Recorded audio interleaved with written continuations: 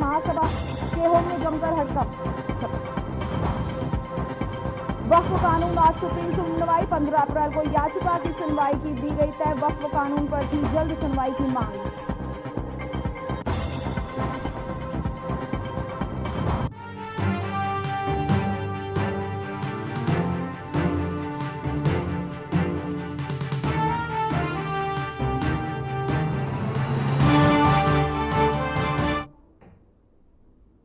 नमस्कार, मैं हूं पूजा सिंह और आप देख रहे हैं आर्यन टीवी। चलिए रुक करते हैं आज की कुछ खास बड़ी खबरों का। यूपी कैबिनेट की बैठक में 15 प्रस्ताव पेश किए गए, जिनमें से 13 प्रस्तावों पर मोहर लगाई गई। योगी कैबिनेट के फैसलों का जिक्र करें तो अयोध्या में 3 वर्ष में 7 वर्ष के लिए चाइल्ड केयर बनाया जाएगा। जो नजूल भूमि पर दिव्यांग विभाग को निःशुल्क भूमि आवंटित की गई। वहीं पीआरडी के जवानों का भत्ता 995 बढ़कर अब 500 रुपए प्रतिदिन किया जाएगा और अप्रैल से प्रदेश में 3000, आपको बताते 3400 से अधिक पीआरडी जवान हैं। बैठक में के बाद वित्त मंत्री सुरेश खन्ना ने जानकारी दी। आइए आपको सुनाते हैं उन्होंने क्या कुछ कहा।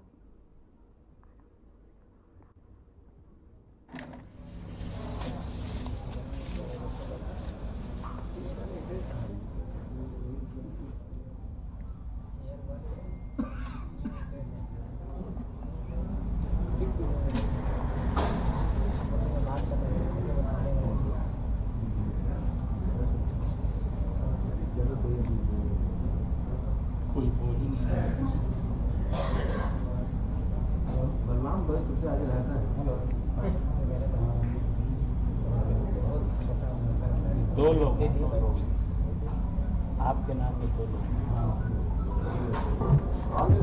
आज की प्रेस वार्ता में हम सभी आप सब लोगों का स्वागत और अभिनंदन करते हैं।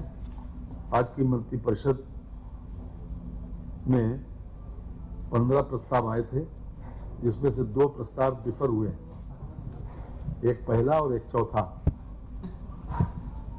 6 प्रस्तावों पर हम आपसे बात करेंगे।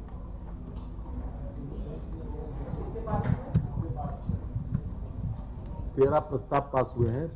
15 प्रस्ताव मंत्रिपरिषद के समक्ष रखे गए थे, जिसमें से 2 प्रस्ताव डिफर हुए। 13 प्रस्तावों पर मंत्रिपरिषद की अनुमति मिल गई है।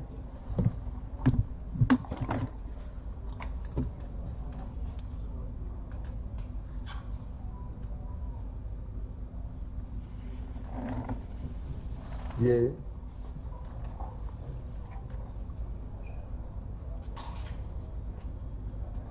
प्रस्ताव संख्या 3 है। जनपद अयोध्या में 3 से 7 वर्ष आयु वर्ग के श्रवण बाधित, दृष्टिबाधित एवं मानसिक मंदित छात्रों हेतु बचपन डे केयर सेंटर की स्थापना हेतु नजूल भूमि इच्छक 4 ब्रह्मकुंड अयोध्या नजूल घाटा संख्या 695 स्थित मोहल्ला ब्रह्मकुंड अयोध्या परगना हवेली अवध तहसील सदर जिला अयोध्या स्थित भूमि क्षेत्रफल 4000 वर्ग फीट 371.74 वर्ग मीटर दिव्यांग जन सशक्तिकरण विभाग को उपलब्ध कराए जाने के संबंध में यह प्रस्ताव आया है।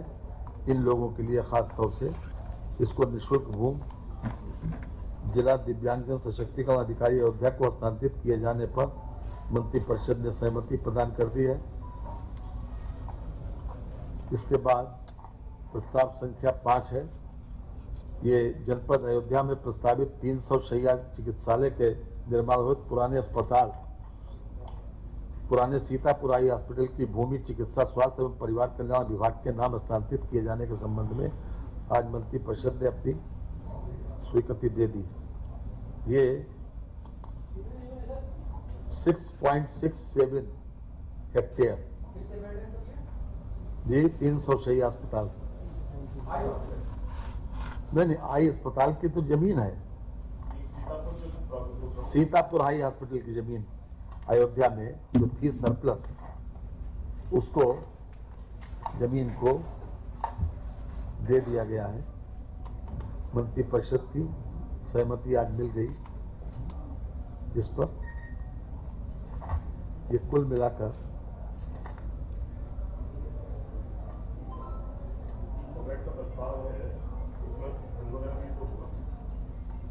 नहीं, केवल भूमि राजस्व विभाग का प्रस्ताव है। भूमि दे दी गई,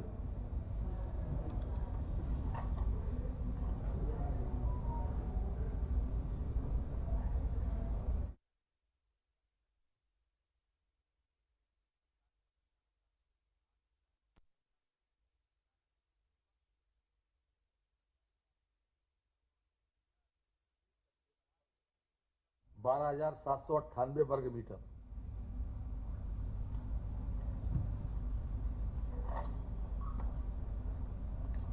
ये निःशुल्क ट्रांसफर हुई। तो वहीं आपको बताते चले, समाजवादी पार्टी के सांसद रामजी लाल सुमन के खिलाफ लोगों ने विरोध प्रदर्शन करते हुए पैदल महासंग्राम यात्रा निकाली।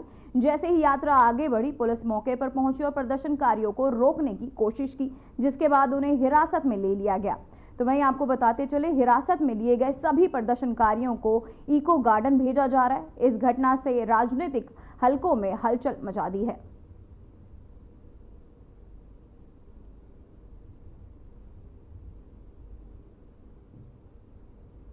तो वह उन्नाव के नगर पालिका क्षेत्र में वार्ड नंबर 10 में निवासियों का गंदगी और सफाई व्यवस्था की अनदेखी को लेकर सब्र टूट गया है। नरेंद्र नगर, जवाहर नगर, कलेक्ट्रेटगंज और एबी नगर के लोग गंदगी को लेकर आपको बताते चले कि बढ़ते स्तर से परेशान हो चुके हैं। आधा सैकड़ों से अधिक स्थानीय निवासी डीएम कार्यालय पहुंचे और अपनी शिकायत दर्ज कराई। उन्होंने गंदगी से निजात दिलाने और नियमित सफाई व्यवस्था सुनिश्चित करने की मांग की है। तो वहीं मुन्नी, राजा बाबू, सोनू, काजल, ममता और शानू समेत अन्य नागरिकों ने नगर पालिका की लापरवाही पर नाराजगी जताई और जल्द समाधान की मांग की है।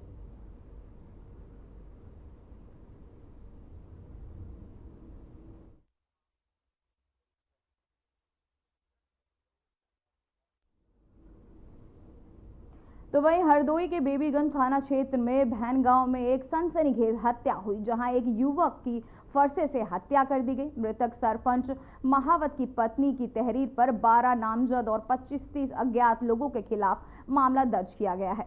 तो वहीं पुलिस ने अब तक 18 अभियुक्तों को गिरफ्तार किया है, जिनमें से 7 कल और आज 11 गिरफ्तार हुए। पुलिस ने बताया कि हत्या एक पुराने विवाद के कारण हुई थी। घटना के बाद भारी पुलिस तैनाती की गई है।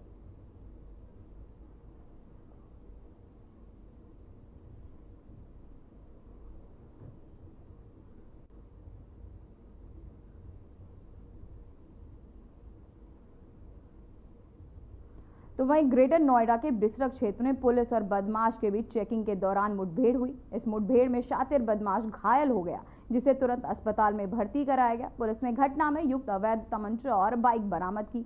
तो वहीं बदमाश पर हत्या के प्रयास सहित गंभीर धाराओं में मुकदमे दर्ज हैं। यह मुठभेड़ बिसरक पुलिस की 6% प्लांट के पास हुई थी।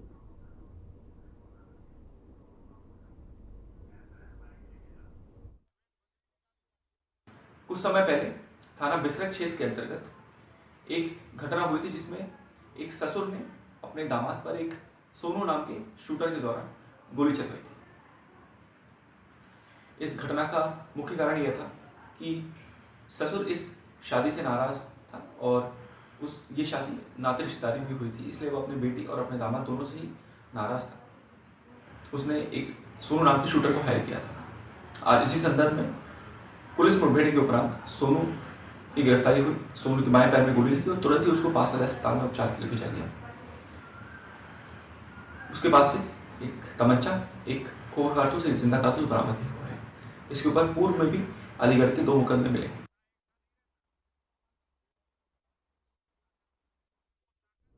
तो वहीं फारुखाबाद में थाना कमालगंज क्षेत्र में टाटा बहरामपुर में गैस पर चाय बनाते समय आग लग गई और आग लगने से गैस सिलेंडर में धमाका हुआ, जिससे 4 महिलाएं और एक पुरुष गंभीर रूप से झुलस गए। घटना के बाद घर का सामान भी जलकर राख हो गया है, जिससे लाखों रुपए का नुकसान हुआ। तो वहीं घायलों को CHC के भर्ती कराया गया, जिसमें 3 की गंभीर स्थिति देखते हुए जिला अस्पताल लोहिया रेफर किया गया है।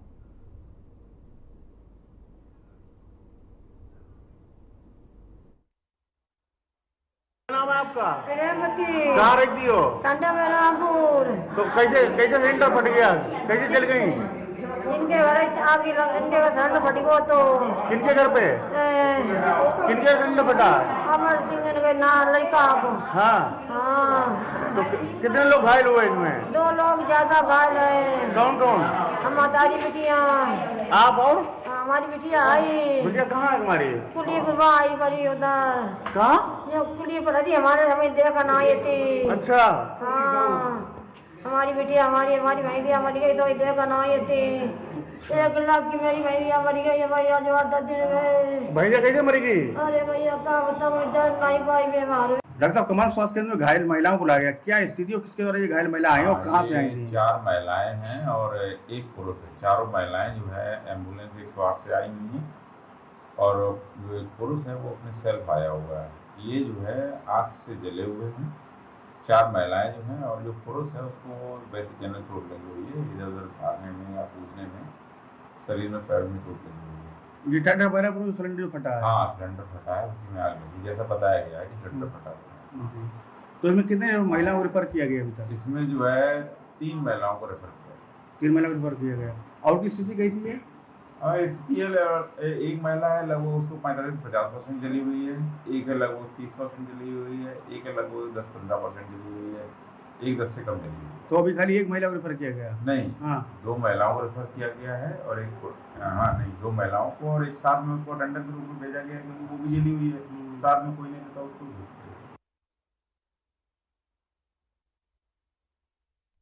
तो वहीं उत्तर प्रदेश के अमरोहा जनपद में एक मंदबुद्धि महिला ने मंगलवार को थाना गजरौला के इंदिरा चौक पर जमकर उत्पात मचाया। महिला ने ईंट और पत्थरों से चौराहे से गुजरने वाली गाड़ियों के शीशे तोड़ दिए। इस दौरान अफरा तफरी का माहौल बना और चौराहे पर जाम की स्थिति बन गई। करीब दर्जन भर गाड़ियों के शीशे टूट गए। पुलिसकर्मी महिला के पास जाने से बचते रहे और महिला करीब आधे घंटे तक उत्पात मचाती रही, फिर खुद ही वहां से चली गई।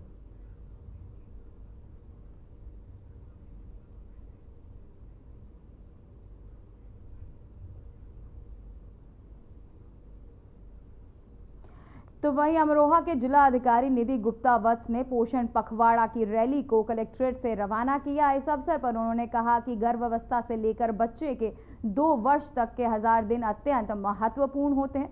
सही पोषण, समय पर टीकाकरण और देखभाल से स्वस्थ मां और बच्चे के साथ स्वस्थ समाज का निर्माण संभव है। कुपोषित बच्चों को एनआरसी में भर्ती और सुपोषण सुनिश्चित किया जाएगा। इस अभियान के तहत प्रत्येक दिन अलग अलग थीम पर जन जागरूकता गतिविधियां आयोजित की जाएंगी। अमरोहा में पोषण पखवाड़ा अभियान, जहां डीएम ने पोषण रैली को हरी झंडी दिखाई। आपको बताते चले कि अमरोहा में पोषण पखवाड़ा अभियान बनाया गया, जहां स्वस्थ समाज के लिए पोषण जागरूकता अभियान चलाया गया। जहां अमरोहा में पोषण पखवाड़ा ये अभियान, जहां डीएम ने पोषण रैली को हरी झंडी दिखाई।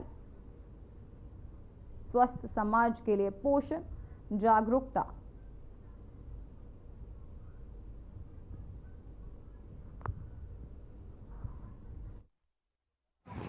शासन के निर्देश के अनुसार आज से पोषण पखवाड़ा शुरू हो रहा है, जो 8 अप्रैल से 22 अप्रैल तक चलेगा। इसमें मुख्यतः 4 थीम है, जिसमें ये है कि 1000 दिन जो किसी भी महिला के लिए गर्भ धारण करने से लेकर के जब उसका बच्चा 2 वर्ष का होता है और उसके लिए कितने महत्वपूर्ण है, इसका महत्व समझाने के लिए आज कलेक्ट्रेट से ये एक रैली निकाली गई है। इस रैली के माध्यम से हम सभी लोगों में एक अवेयरनेस जागरूक करना चाहते हैं कि वो महिलाओं के स्वास्थ्य का, उसके नवजात बच्चे का, उन सबका ध्यान रखें और जो एनीमिक वुमेन होती हैं जिसकी वजह से HRPs हाई रिस्क प्रेगनेंसीज होती है उसका भी ध्यान रखें। तो वहीं उत्तर प्रदेश परिवहन निगम में महिला कलेक्टरों की भर्ती प्रक्रिया जल्द शुरू होने वाली है। इस भर्ती में कुल 5000 महिला कलेक्टरों की संविदा पर नियुक्ति की जाएगा। वहीं भर्ती प्रक्रिया में के तहत विभिन्न शहरों में रोजगार मेलों का आयोजन किया जाएगा, जहां महिला उम्मीदवारों को रोजगार के अवसर प्रदान किए जाएंगे। रोजगार मेलों में तिथियां 8 अप्रैल गाजियाबाद, अलीगढ़, बरेली, अयोध्या, वाराणसी में होगा। तो वहीं आपको बताते चले कि 11 अप्रैल को मेरठ, इटावा, हरदोई और देवी पाटन, आजमगढ़ में होगा। 15 अप्रैल को सहारनपुर, झांसी, कानपुर, चित्रकूट धाम, बांदा, प्रयागराज में होगा। 17 अप्रैल को नोएडा, आगरा, मुरादाबाद, लखनऊ, गोरखपुर में होगी मेलों का शुभारंभ। कलेक्टरों की भर्ती के लिए दिए गए निर्देश। 8 अप्रैल से रोजगार मेले का शुभारंभ। परिवहन निगम में महिला कलेक्टरों की भर्ती, कलेक्टरों की भर्ती के लिए रोजगार मेला।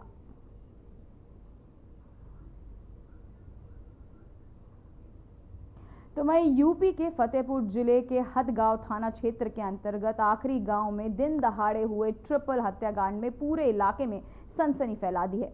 वर्चस्व की जंग, एक किसान नेता और उसके परिवार के 2 सदस्यों की निर्मम हत्या कर दी गई। बताया जा रहा है कि तीनों बाइक पर सवार होकर तिरिहापुर चौराहे के पास पहुंचे। उसके साथ ही उन्होंने तभी ट्रैक्टर पर सवार बदमाशों ने उन्हें घेर कर ताबड़तोड़ फायरिंग करनी शुरू कर दी।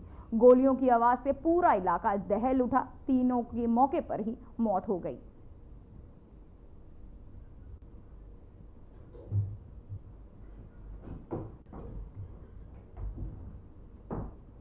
थाना हदगांव क्षेत्र के आखिरी गांव में आज पुलिस को यह सूचना प्राप्त हुई कि 3 व्यक्तियों को गोली मार दी गई। पुलिस द्वारा तत्काल मौके पर पहुंचकर जांच पड़ताल की गई। तो यहाँ पर अभय सिंह, रिंकू सिंह और पप्पू सिंह को गोली मार दी गई थी, जिनकी मौके पर ही मृत्यु हो गई थी। समस्त उच्च अधिकारियों के द्वारा घटनास्थल का निरीक्षण किया गया है। परिजनों से सुसंगत धाराओं में मुकदमा पंजीकृत करने हेतु तहरीर ली जा रही है। इसमें जो 3 मुख्य आरोपी हैं उनको पुलिस द्वारा तत्काल गिरफ्तार कर लिया गया है। प्रकरण में अग्रिम विधिक कार्रवाई की जा रही है।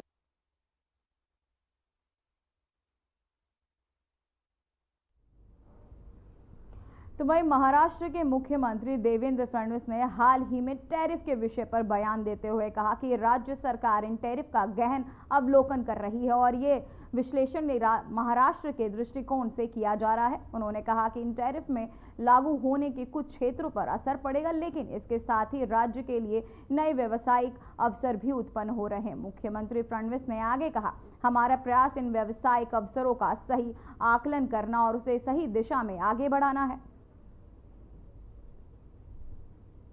मुझे ऐसा लगता है कि रिकवरी बढ़ती दिखेगी, क्योंकि अब हम लोग टैरिफ का जिस समय अवलोकन कर रहे हैं, महाराष्ट्र की दृष्टि से भी कर रहे हैं, तो कुछ क्षेत्रों में वो टैरिफ हमें हिट करेंगे, लेकिन ओवरऑल इन टैरिफ के कारण एक बिजनेस अपॉर्चुनिटी भी हमारे लिए तैयार हो रही है और हम लोग प्रयास कर रहे हैं कि उस बिजनेस अपॉर्चुनिटी को हम लोग असेस करके उस दिशा में आगे बढ़े। और मुझे लगता है कि ओवरऑल अगर हम इसका इफेक्ट देखें तो मॉडरेट इफेक्ट होगा, ऐसा इनिशियली तो हमको लग रहा है, इसीलिए मार्केट धीरे धीरे सुधर रहा है। तो वहीं छत्तीसगढ़ के उप मुख्यमंत्री अरुण साव ने कांग्रेस की CWC बैठक पर प्रतिक्रिया व्यक्त करते हुए कहा कि कांग्रेस की मौजूदा स्थिति में शून्यता की ओर बढ़ रही है। उन्होंने कहा कि कांग्रेस के पास न नेतृत्व है न नीति है और लोग कांग्रेस से दूर जा चुके हैं। साव ने यह भी कहा कि लोकतंत्र में विपक्ष की भूमिका सकारात्मक होनी चाहिए, लेकिन कांग्रेस का नेतृत्व जनता, जन सरकारों और देश से कट चुका है। सभी राजनीतिक दल को अपनी गतिविधि, अपने कार्यक्रम करने का अधिकार है। जहां तक कांग्रेस की बात है, तो आज जो कांग्रेस के हालात हैं कि अब कांग्रेस शून्यता की ओर बढ़ रही है। कांग्रेस में न नेतृत्व है, न नीयत है और जनता दूर जा चुकी है, बहुत दूर जा चुकी है कांग्रेस से। और जो सकारात्मक विपक्ष की भूमिका जैसे होनी चाहिए,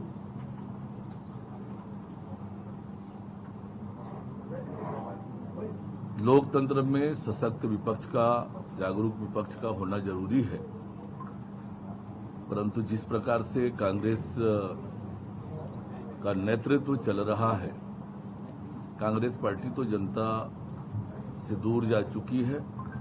जन सरोकार, देश और समाज से कोई लेना देना कांग्रेस को है नहीं। तो वहीं जम्मू कश्मीर विधानसभा में हंगामा जारी है। पीडीपी के सदन में एक नए प्रस्ताव पेश किया, जिसमें केंद्र सरकार के वक्फ संशोधन अधिनियम को निरस्त करने का आग्रह किया गया है। इस प्रस्ताव को लेकर सदन में जबरदस्त हंगामा हुआ, जिसके बाद विधानसभा की कार्यवाही 30 मिनट के लिए स्थगित की गई।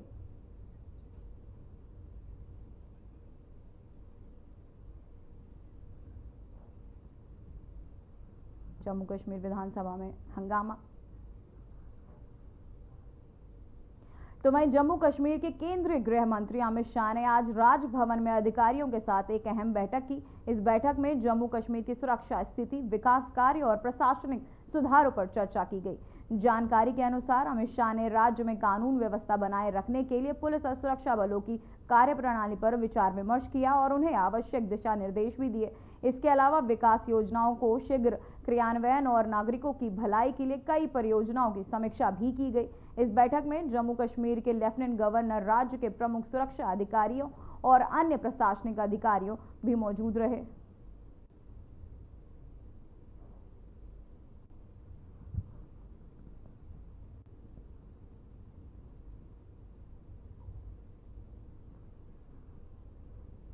तो वहीं बीजेपी नेता तरुण चुग ने कहा कि पंजाब में पिछले 6 महीनों में लगातार ग्रेनेड हमले हो रहे हैं। 23 नवंबर 2024 से 7 मार्च तक दर्जनों हमले हो चुके हैं, जिसमें पहले पुलिस स्टेशनों और अब बीजेपी नेताओं को निशाना बनाया जा रहा है। हाल ही में बीजेपी राष्ट्र परिषद के सदस्य और पूर्व मंत्री आपको बताते चले कि मनोरंजन कालिया के आवास पर ग्रेनेड हमला हुआ। चुग ने इसे निंदनीय बताते हुए आरोप लगाया कि पंजाब की आम आदमी पार्टी सरकार का कानून व्यवस्था पर कोई नियंत्रण नहीं है।